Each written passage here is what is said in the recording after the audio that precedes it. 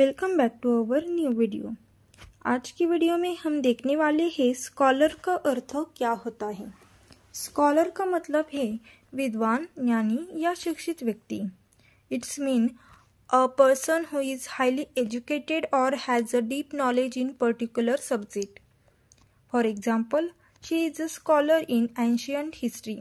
वह प्राचीन इतिहास में एक विद्वान है। The university invited a famous scholar to give a lecture. विश्वविद्यालय ने एक प्रसिद्ध विद्वान को व्याख्यान देने के लिए आमंत्रित किया। Scholars from all over the world attended the conference. दुनिया भर के विद्वान सम्मेलन में शामिल हुए। The young scholar impressed everyone with her research.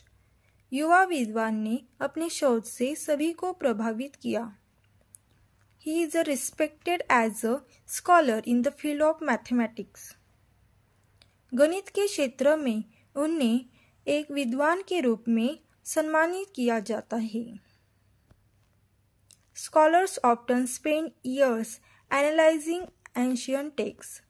विद्वान अक्सर प्राचीन ग्रंथों का विश्लेषण करने में वर्षों लगाते हैं। He became a scholar after years of dedicated study. वर्षों की मेहनत और अध्ययन के बाद वह एक विद्वान बन गया। She is a smart scholar. वह एक समझदार विद्वान है।